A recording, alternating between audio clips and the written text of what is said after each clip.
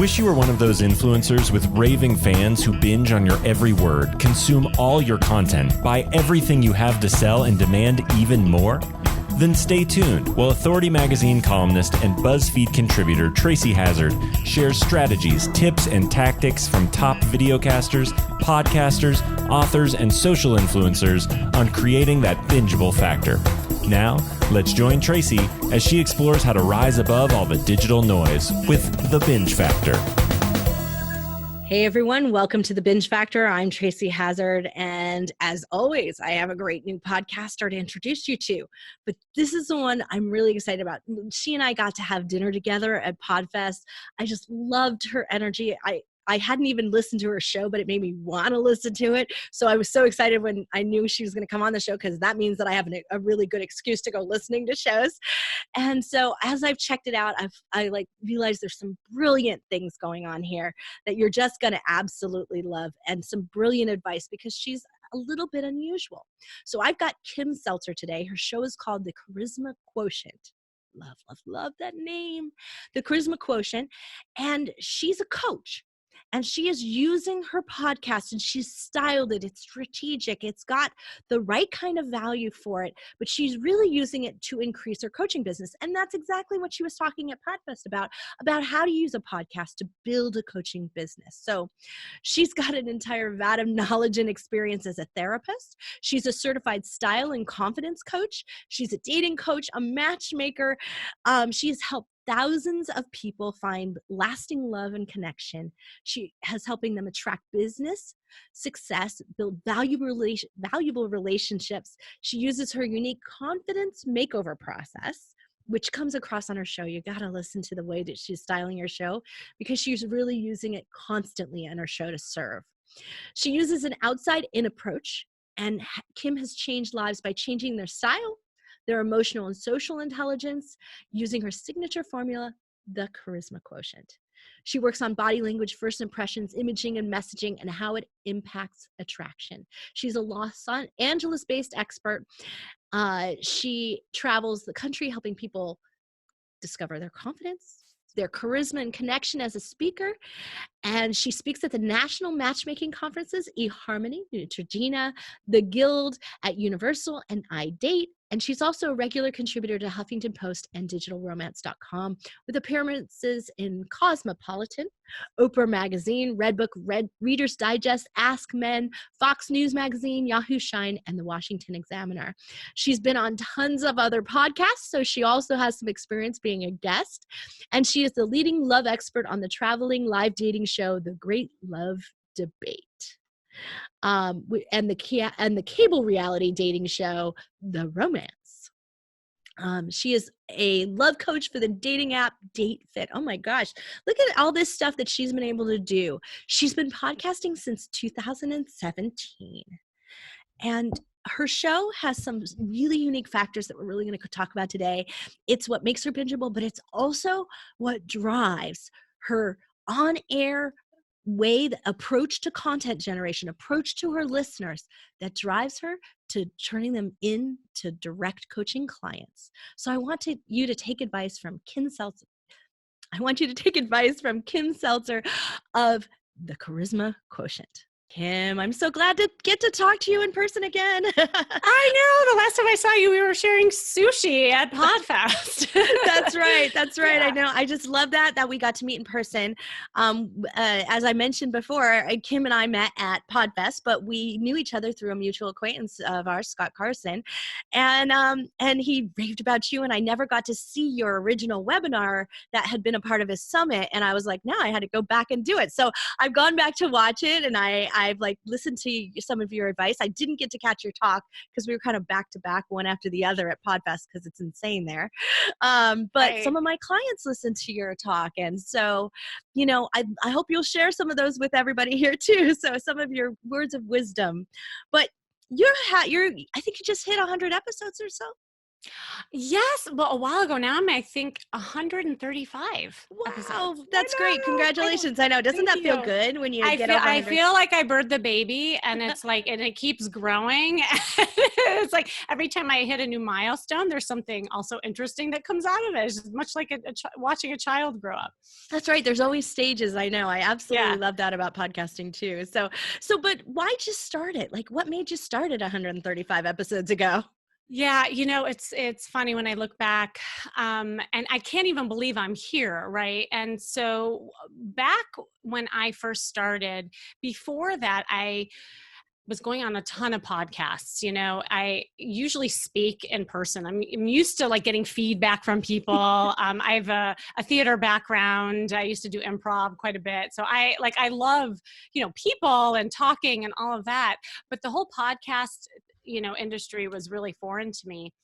And actually, this is a cute, funny story. I used to be quite a frequent flyer on a podcast called Art of Charm. I don't know if you know I Art of know Art Charm of Charm. Yeah. with Jordan Harbinger, and he's actually a dear friend of mine now. But I was almost like the Dr. Phil on Art of Charm, and I would give, the voice of reason, the therapist point of view, the woman point of view, as well as advice. And people kept emailing me, and they're like, "I really like what you had to say, and you should have your own podcast." And I would laugh and chuckle and say, "Yeah, I should." And so I kept going on other people's podcast, and then nobody knows it. I actually shared this at Podfest, and I will reveal it here.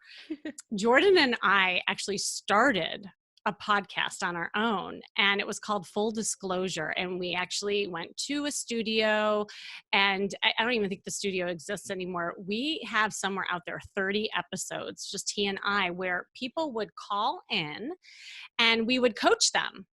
And he would do like the guy version of advice, and I would do the girl version. And we thought it was super good, but then, everything changed with his business. And then, yeah, I don't know if the studio's there any longer, but still, it was at that point that I realized, wow, this is really powerful, because afterwards, these people who would call in would actually email me and say, "Kim, I really liked what you had to say. I wish that you had your own podcast, or I like your coaching," and so what's funny to me, and just a little backstory, like I teach confidence, right? And charisma and how to connect and all of that stuff. But here I didn't feel confident enough to start it on my own. And so, right. And so we're always our own best teachers. And what happened to me is that a media company had gotten, in touch with me, and they say, "Hey, we want to represent you." And they were putting me out in other media stuff. But then they said, "We're going to help you launch your podcast." I was like, I was like so excited that somebody was actually going to do all the back end stuff, which I know, like, I wish I knew you back then. I would have been glad to hop on board then. But I needed the structure. I think one of the things that was hard for me, confidence wise, is that I am not really good with the tech stuff. I do not know or understand the back end of things at all. And I didn't know the structure of the podcast. I didn't know how to wrap my head around it. I knew how to talk. I knew how to give advice. I knew how to be fun and funny, but I didn't know just the format. So they helped put structure to it. And so that's where actually my podcast was born. And to be honest, I can't even believe I'm here 134 episodes later, because I just kept doing what I was doing, and I wasn't getting ahead of it. I just was focusing on a little bit at a time. And so that's really how it was born. Well, your structure is one of the things that I love the most about your show, and I want to talk about that a little bit quick with everyone out there. So, for those of you who haven't listened to her show yet, of course, it's called the Charisma Quotient, which I love the name, and so it really expresses who you are and what you're about. And it also allows you to, it's got so much flexibility in the name. And I'm pointing this out because so often I hear show names and I'm like, like, that's why your show doesn't have a good listenership. Like, it's in the name right there. But yours is the opposite of that. You've given yourself open flexibility with the name to have it be about the guest, not just about what you bring, but it also is about what you bring as a coach. So like you've left it kind of open-ended so that whenever they listen, they don't really think that it's all about you. it's all about whatever this show is about today. So you've given yourself kind of open flexibility and openness to grow. You haven't limited that, which I really like as well. So those are some good reasons to give yourself this kind of like a really open-ended name to your show, right? And it's not named after your business, and it's not named after you itself. So that's really, I think a success factor. Oh, thank you so much. That's great feedback and observation, actually, because when we were thinking about the name, it kind of spoke to also what I do, because I do so many different things. And I didn't want to be pigeonholed to just being one person, like, oh, she's just a dating coach, because I'm a therapist, I'm an image consultant, I've been a matchmaker, and I do this kind of holistic approach in helping people outside and in. And so there were so many topics, right, that could come out of that. That's right. And charisma just seemed right, because that is what I teach, but then there's so many little things within Well, that. and that's the structure of Kim's show. So everyone out there listening, so her show is structured. So it has, actually, I'm going to say you have 3 different types of episodes that you run. So you run episodes in which you're giving advice. You're sometimes taking questions that you read on air and then you answer them. You have topic based. So it's just you and you're just talking. So those are some episodes. And then you have other episodes where you start, which I really like the fact that you do this. You start with a little bit of your advisory sort of thing on a theme, and then you go into an interview and they tie together. And so you're interviewing someone who's out there, and then you have on-air coaching, which is intimidating to a lot of people. First off, they think that in your world, people would be reluctant to go on air and talk about it, which they're not shy at all. I've noticed as I listen to them, but I think that's where your improv background has so served you well there, because you don't know what people are going to say. So you have to you have to flex, you have to make it a show in addition to doing a good job coaching. Oh, thank you. Yeah, no, and to me, that's the fun part. I didn't want it to be so like canned, and where it was like Q&A and have too much prep work. Like, I will have either the coaching clients or experts ask me beforehand, hey, so what are we talking about? And I say, I don't know. I'm probably going to talk a little bit about this, but let's just see what happens, because I want it to feel like we're just sitting here chatting. And, for the coaching clients, and it's funny that you said that they're not shy at all. At first, they're really nervous, behind the scenes, but they realize after they get going, it's no different than a coaching call with me. Like, they even forget that they're on there. And then I imagine that they do. Oh, totally. Yeah. Yeah. So, but so her structure has built in sort of a flexibility that shows different facets of how Kim works. And so you're getting to feel those different aspects of her, and she's getting to be broad in what she talks about, but it's still narrow in its focus for the audience that's attracted to it. And so she's got that going on for her. That is truly the success factor that she has going on about it. We'll talk about the binge factor later, yeah, but that's the success factor going on to it. So when you were working with the media company, did they help bring that to you, or did you bring that to them?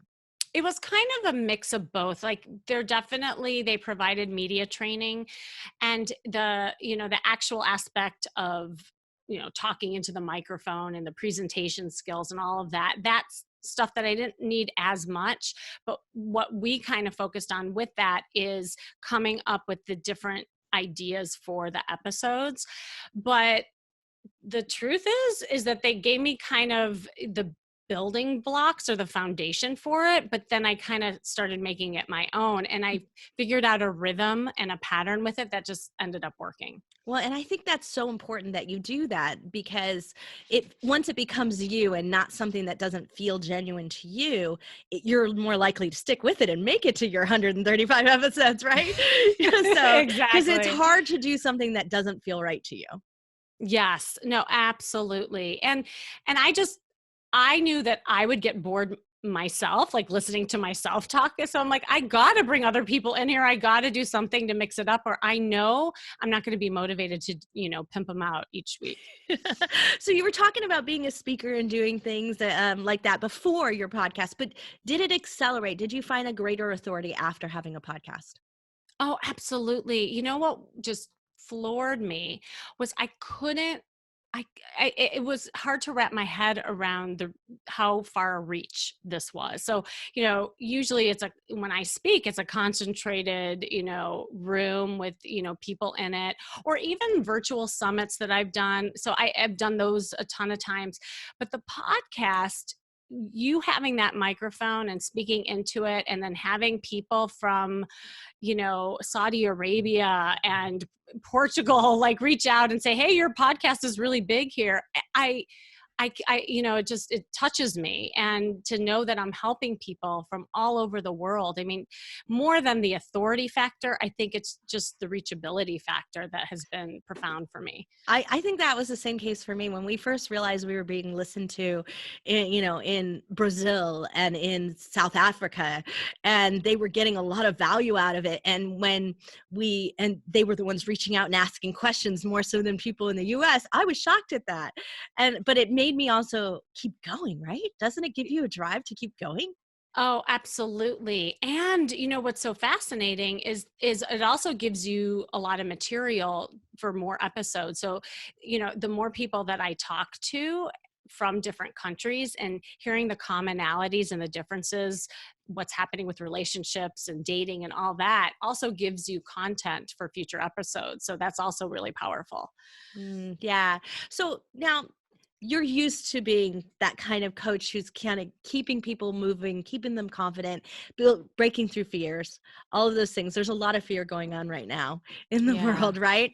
And what I loved about like looking at through your topics and all the things in your list of episodes is that you weren't really doing this sort of, I'm going to say, overly trendy, hyped up COVID-19 episodes. You were just saying to people, hey, you can still establish relationships even with social distancing or even with physical distancing. And you just dove into like, we've talked about this before and we're going to keep talking about it. And I loved that kind of more calm approach to it. Did you think that through, or was just, you were like, this is just who I am and I'm just going to keep doing what I do? I didn't think it through. And to be honest, we were supposed to release a couple of different episodes with other experts, before all this happened. And in my gut, it just didn't feel right. I go with feeling. I'm very feeling based, obviously, and that's what I teach. But just like, what are people talking about? What's the flavor and the feeling of the environment right now? And that's just kind of what came to me. I think right now I felt like my job was to lift everyone up and to wrap my arms around everybody because of this fear. In fact, I feel like the virus right now is fear more than anything else. I agree with you. Right. And so I wanted to find ways to give people that hope. So yeah, I didn't think much through it other than just one day sitting down and be like, this is what I got to pimp out today. This is what I'm going to do today. I love that. I love that you're flexible about your show. You're not restrictive about it. You're saying I'm serving my audience first and foremost. And that comes through in your show really clearly. So thank you. So before I get to my like 5 things where I'm going to get your advice on everything, I'm going to hit your bingeability factor. Usually I do it after, but I want to hit it now because I think it ties into that. So these are the 3 things that I think makes me want to listen to the entire catalog of shows.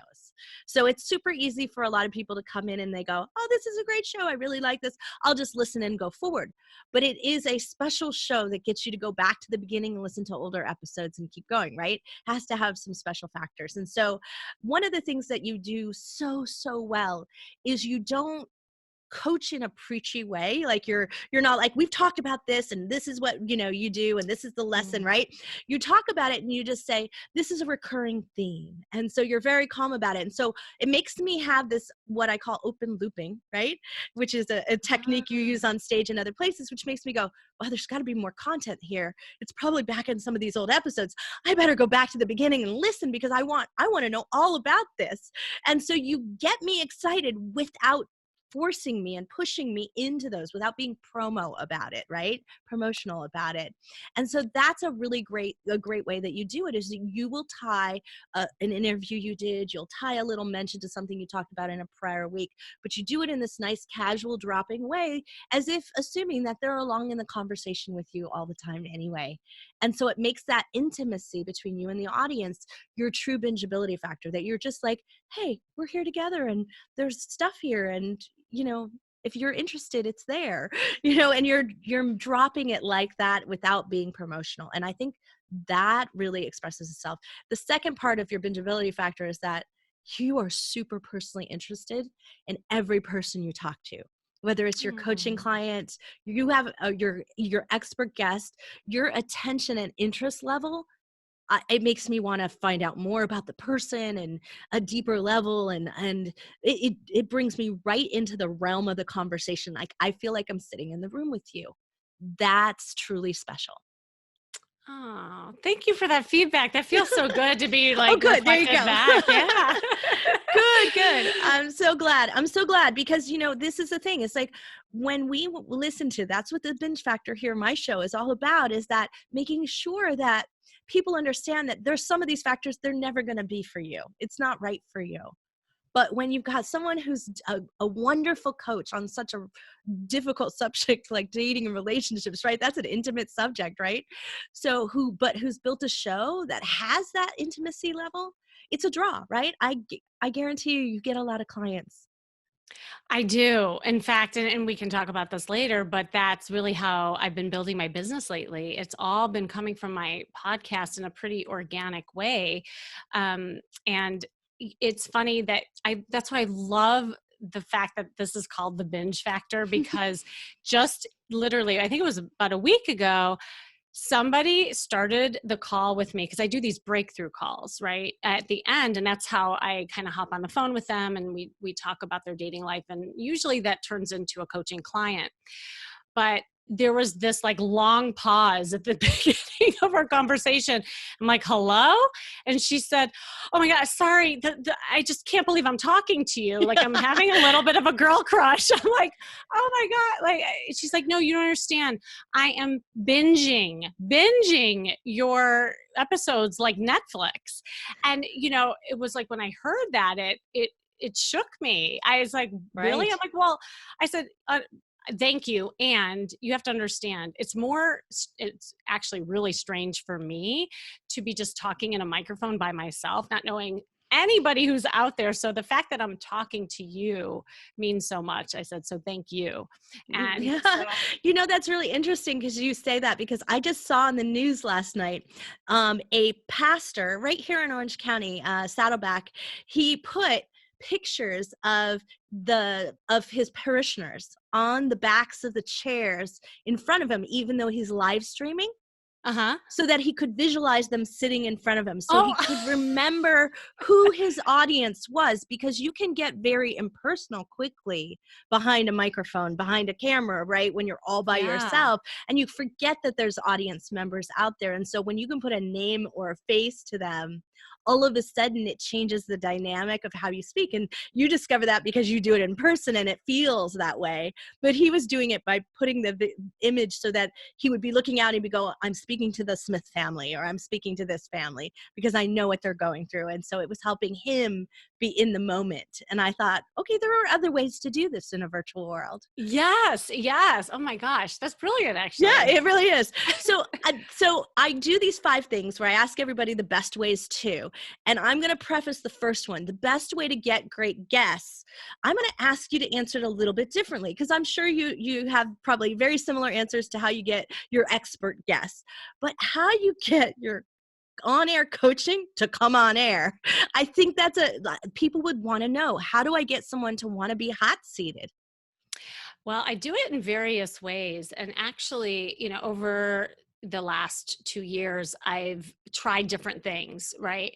So the first way is that I will get current clients to come on. So people who already know, like, and trust me, and they want just an extra coaching session. So that's an easy thing. So anybody who has a current client base, to just draw upon those people, even if you haven't talked to them in a while, like just checking in with them and saying, hey, how are you? Love to have you come on and just, talk about how you're doing, kind of thing. The other thing is I've actually used my breakthrough calls to get people to come on. So if I can't convert them into a client, I'll say, hey, what do you think about coming on to my show? And I'll give you a free coaching call. Right. It's free on so air, right? Yeah, so they get exactly. a benefit. Exactly. So they're benefiting. And a couple times, actually, that's another way of converting them, because then they'll come on, they'll get another call from me. And then by the end, they're like, oh my gosh, I need more. So right? There's benefit there, right? Yeah. And then they want the binge factor of the coaching.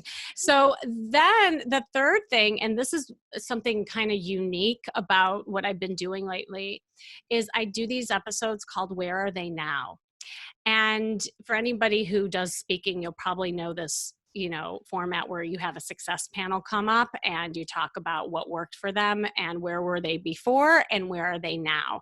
And so, I'm happy to say most of my clients have success after I coach with them. And so, each person's success is different. But by the end, they're so excited. I say, hey, I'd love for you to come on the show and share just some inspirational thoughts and moments of how your life has changed. And they're more than happy to do it. So right, because they want to pay it forward, right? That's it. Exactly. They're at that level, right? Totally. So those are the, couple ways. Sometimes I'll throw out just a call to action on social media, like, hey, anyone want a free coaching call and come on the podcast? I think Facebook groups is probably a better target market for that, because it's a little more intimate than just like kind of throwing it out there to the world. So for me, that's what's been successful in getting people on. Oh, wonderful. Well, it's great advice. And then I'm going to ask this technical question because I think some people would want to know that. Do you have them sign a release? No, that's interesting. You should. I know I should. You should. I'm going to say that right now. Add a release.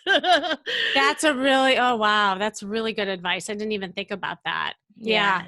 I haven't up until now. And I think because, most of them they're just happy to be there, but you're right. I should. You can have a really simple one in your like calendar booking. So you could just have this simple, like, I accept. And so okay. I think you can go back and check mine out that I made you fill out because you did say yes, even though you may not even realize it. It's super simple, but it just does help at least add that. So yeah, you might want to do that. I did recommend it to someone who just asked me about hot seating last week. So oh, brilliant. Yeah, because I did that in my speaking gigs. I would have them sign a release. You're right. Yeah. So, okay. So the second one is how to increase listeners. Do you do something active to increase listenership? That's one area I totally look for people like you on because right now it's just been it's been organic, and I'm happy to say that it's just like the steady growth that keeps happening, each month. I'm not doing anything specifically on the back end to grow it.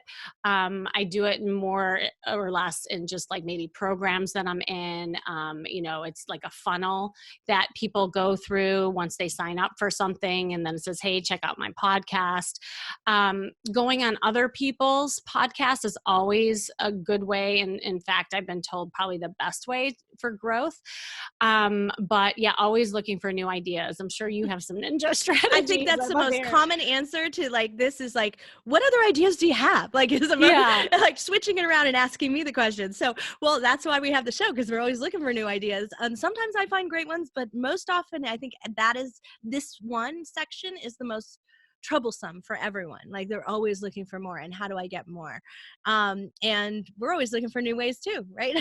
So I know. Well, and what's interesting is I think sometimes you get caught up in the numbers, right? Especially if you are talking amongst podcasters, and again, it's that confidence thing, because then people start talking numbers and comparing numbers. But the truth is, and at least if you're in an industry like mine, the numbers isn't what I'm focused on. It's more about the listenership and the dedication of my listeners, because those are the people who want the coaching, who are like really binging, Right. as you call the binge factor. And so for me, it's just the dedication and the authenticity of the listeners mean more to me than the numbers. I agree. Vanity metrics versus actual conversionary metrics. So I Right. love that. That's really good. Now, producing in a professional way. So you got help in the beginning, but what do you do ongoing to keep your professional production level up? I've been so lucky. So the media company that I worked with, I'm not doing much with them any longer, but the woman who ended up producing the show in the beginning just decided to keep with me as almost like a pet project. And she's been a doll. So she's been my producer, and they just keep editing it and uploading it to Libsyn and getting it out there. So it's been amazing for me, especially because that was the part that was really Well, yeah, if hard. you had lost that, you all of a sudden you'd be like, Oh no, because now you totally. have worry and all in the tech again instead of in the content and your listenership, right? Yeah, exactly. So I realize that might not always be there. So I think it is important to always think about just who other players could be, always looking for other people that can help with stuff like that. Cause yeah, I mean, people might not always be there, and you always have to have, I think, a plan That, B. you're pointing out a really good, a big risk to an independent, like someone who's small, who's doing it right Yeah. now. We have had a lot of people call us to take over production because they're independent, have their kids at home now, and they can't do the load. They can't handle the load or the speed or some of those things right now. So keep that in mind, that you should always keep your ears open for a backup plan, even if you're really happy with it, because you just don't know what's going to happen, and you don't want a disruption to something that's been doing so well for you. And now that I know you, Tracy, I just may be calling you. Thank you. Well, Yeah. your show's doing great the way it is. So don't mess with a good thing unless Oh, you really need to. So thank wonderful. you. Well, I appreciate that. But okay, so we started to talk a little bit about this part, but encouraging engagement. Do you actually Mhm. try to spur that engagement? You're talking a little bit about Facebook groups and other things, but how do you get them to talk to you? Yeah, so this is kind of a ninja thing that I actually taught at Podfest. Yay, I was hoping we were going to get to this part. Yeah, yeah, I was gonna say, I'll share some secrets. One is that when I have a topic, I'm very strategic about it. It's usually a topic that I hear on the breakthrough calls that people are struggling with. So it's much like copywriting, where you're looking for the pain point, so to speak, and then talking about it. So I always think about a topic, and whether that's with an expert, whether that's with one of the coaching clients that goes on with me, or just a solo, it's being very I'm intentional in that. Now at the end, I'm always making sure that my call to action speaks to that topic. So Right, if it's not I general. You're trying to keep it exactly. focused on the intention of what you want to discuss. Right. And so like one of my episodes was, the top 5 fears that prevent you from finding love, and so That if sounds like a great article title, right? You're I already know, thinking and that ahead of time. totally. And Tracy, that's the thing. Like, I should be taking all of these and making them blogs, and that's probably the next thing I need to do, because I used to blog quite a bit. Now I'm putting all my energy into the podcast. But then I'll take, one of the fears that I talked about, like maybe it's, fear of abandonment, and then I'll put it to my call to action at the end. So if you're having any fears around, having the abandonment issues or whatever the thing that I'm talking about, then click this and you can sign up for a free call with me. So I Yeah, that's try great. I try to tie in what I'm talking about. The other thing is always being mindful of the experts that I bring on. I'm also kind of strategic. I try not to put people on who do exactly what I do. I like it to be more complementary. And with that, and you kind of pointed this out, I like to start with a little, I call sermon or speech in the beginning. So I set the tone so that I'm the authority talking. So whatever they're adding, it's adding value to what I already am the authority of. So Do you then, record that after you interview them or before? oh no, right when they're on with me. Oh, they're on, so they hear it. Oh, They that's hear even it. Oh, So yeah, you're like yeah. really setting the tone. That is really an interesting model. So a lot of times I do the interview and then I'll go back and do my beginning. So they didn't hear it. And that's what we've just done here for all of those Yeah. out here. You're getting a little meta here about how we're creating our show here. But I Right. just jumped right in with Kim. So she didn't hear me introduce her. And part of the reason I do that is because sometimes things come up in our conversation where I didn't know about them, and it would have made a difference as to why you want to listen to the episode. So that's why I choose to do it that way. But I Yeah. like your method because you're setting the tone for how the conversation's going to go. And Well, that's in a yes. sense already prepping them for the call without having to do it ahead of time. I I equate it to almost like steering the boat a little because it can get really rocky if no one's in charge, Right. especially when you have other experts coming in. And I just find that when it's just a free for all, like if you have a really strong expert, they'll kind of take over. And then maybe it's not even a subject that's your audience. So that's the thing. Like I'll bring business people and talk, and I can relate anything to relationships and love. That's what's funny is like money and love, it's all the same.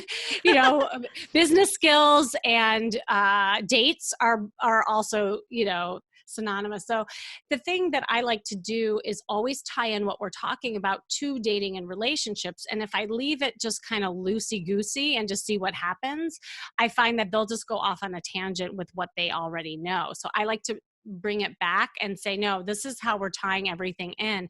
And they get that when they hear my speech in the beginning. No, that's a wonderful tip. So, on a side from encouraging engagement, though, she's controlling the show, which I love. Well, let's go to money and love because the last question that I have, the last best way, is the best way you found to monetize your show.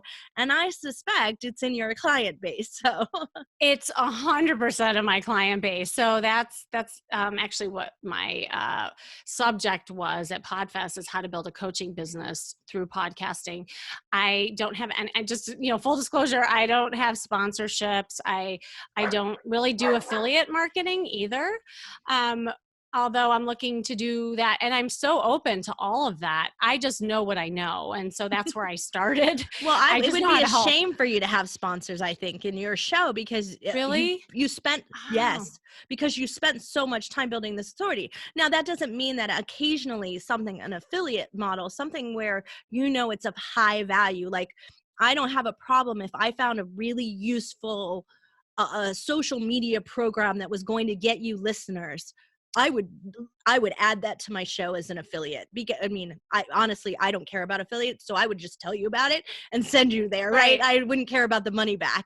But if it adds value to the listenership and they're going to get something really high value out of it and it's going to create a success factor or something I don't do, that's the only time and because you've established such high value and authority in yourself, you'd be giving that away and devaluing it by sponsorship.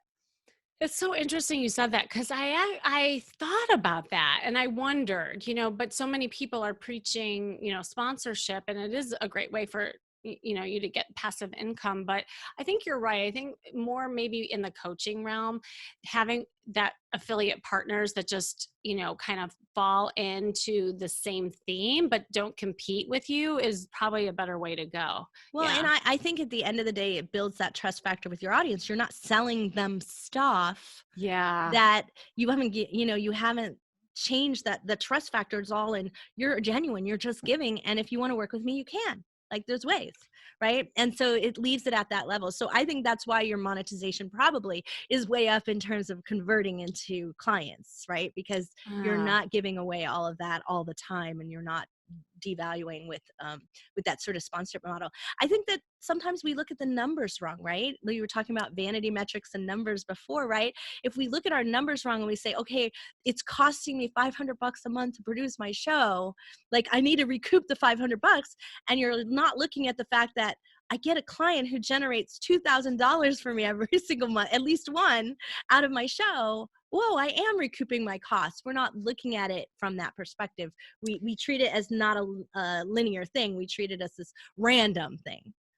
Right. And another thing that's been really interesting also is that talking about monetization, it's helped me convert people who also were on the fence with coaching.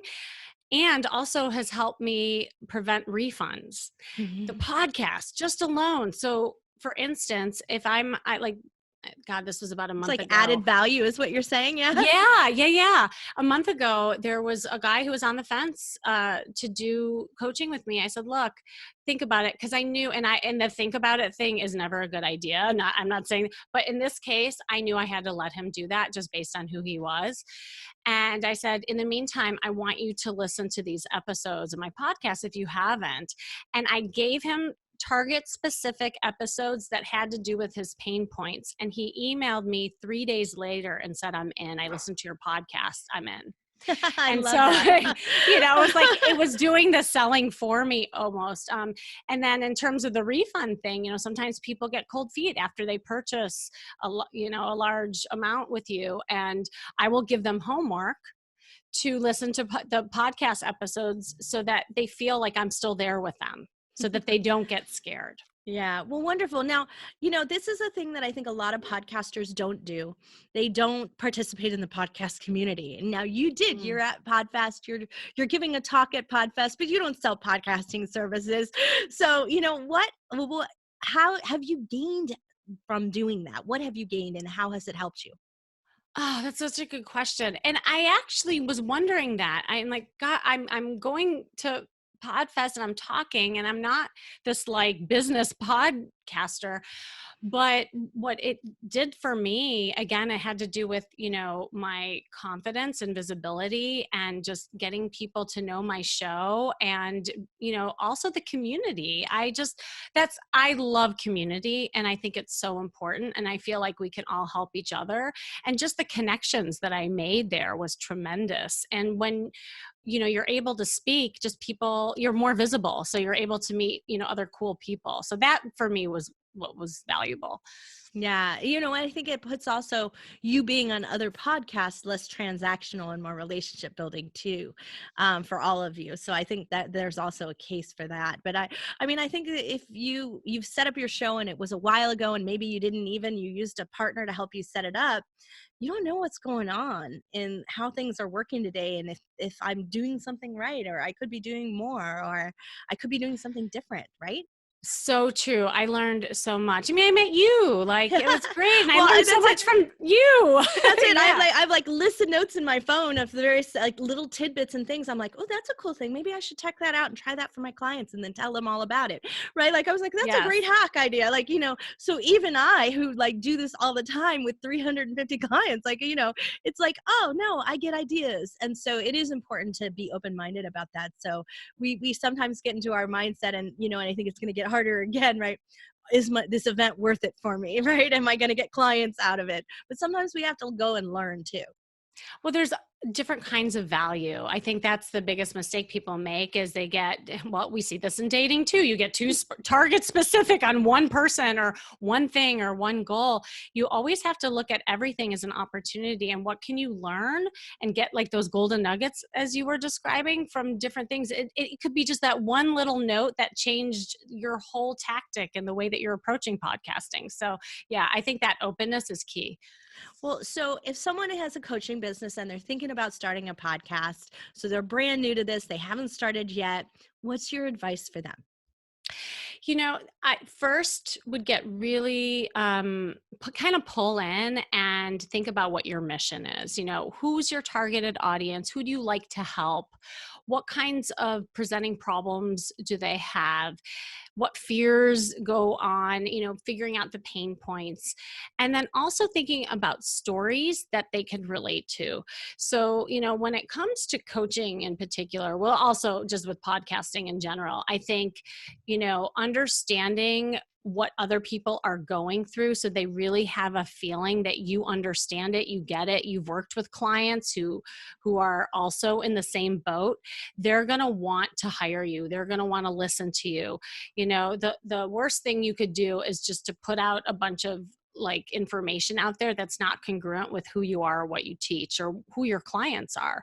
And then the storytelling aspect, I think, is really key. And, you and I were just talking too, like, well, if there's a story, like, let's talk about it, because stories, that's what becomes relatable. It's not just like, talking into somebody's ear. It's like, how can you have a conversation? And most coaches are pretty good at that. Like they're good listeners, but sometimes they're not as good as talkers. Yeah. So it's like, this is right? not a lecture, right? Yes, exactly. Right. It's just more about listening and chatting and telling stories and making it also a little entertaining. Like, that's the other thing. I think that dry stuff, and especially in the coaching world, it can get really boring.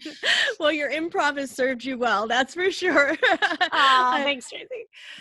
Well, Kim, I'm so glad to have you on the show. Seltzer Style. I love that forwarding URL, by the way, because it's way less complicated than your normal URL. Seltzer Style that is an awesome URL that you've got there. So definitely love that. And the Charisma Quotient. I just love your name to your show. So all of you aspiring coaches, all of you existing coaches out there, podcasters, check out Kim's show. It airs every week. She's got great styling going on in the way she's developed her show. She's got great binge factor. So you definitely have to check it out and refer it to other people and invite Kim to be on your show if she's the right fit for you. Because don't forget, podcast swapping, one of the great ways for you all to increase your listenerships together. So Kim Seltzer, thank you so much for being on the show. I really appreciate it. Oh, thank you so much for having me. It was an honor and truly so much fun talking to you.